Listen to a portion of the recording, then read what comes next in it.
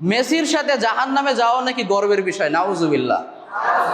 অথচ নাম দেখলাম রাজু আহমেদ, তার মানে অবশ্যই মুসলিম হতে পারে, হয়তো সে নিজেকে মুসলিম বলে দাবিও করে, মুসলমান ঘরের সন্তান, কিন্তু সে কি বলছে যে মেসির সাথে জাহান্নামে যাওয়াটাও গর্বের, নাউজুবিল্লাহ। আসলে ও জাহান্নাম বুঝে নাই, জাহান্নামটা যে কি, জাহান্নাম যে কি ও যদি বুঝতো, ওর মুখ দিয়ে এই ধরনের কথা বের হতো।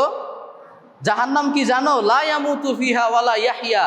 ওটা এমন একটা জায়গা, ওখানে গেলে কেউ মরবেও না, কেউ বাঁচবেও না। আল্লাহু আকবার। মরে গেলে না হয় শেষ হয়ে গেল, ওই শেষটাও হবে না, মরবেও না, বাঁচবেও না।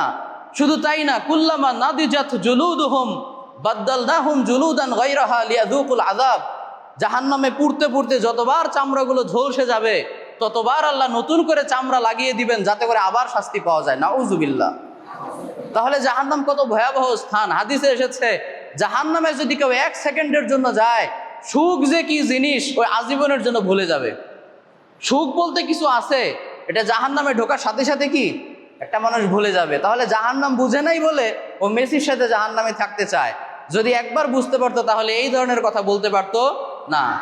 তাহলে দেখো, মেসির সাথে জাহান্নামে যাওয়া গর্বের বিষয়, এটা সে বলেছে, তাই না, রাজু আহমেদ? আচ্ছা, আল্লাহ না করুক কোনো কারণে মেসিও জাহান্নামে গেল, সেও জাহান্নামে গেল। আচ্ছা বলো তো, মেসির সাথে সাক্ষাৎ করার কোনো সুযোগ কি তার আছে?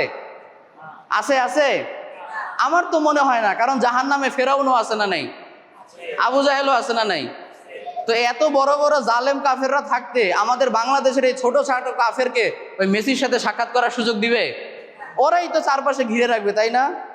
তার মানে মেসির সাথে জাহান্নামে গেলেও লাভ নাই, হয়তো বা কোনোদিনই ওই মেসির সাথে সাক্ষাৎও করতে পারবে না। তার মানে ভালোবাসা সে অপাত্রে দান করেছে, এমন কাউকে ভালোবেসেছে যাকে ভালোবেসে হয়তো বা তার দুনিয়াও শেষ হয়ে যাচ্ছে, আখিরাতও শেষ হয়ে যাবে।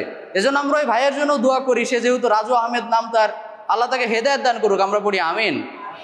পাশাপাশি আমাদের কারো মধ্যে যদি আল্লাহ না করুক এই ধরনের উন্মাদনা থাকে, আমরা যেন এগুলো থেকে ফিরে আসার চেষ্টা করি, আল্লাহ কবুল করুক, আমরা পড়ি আমিন।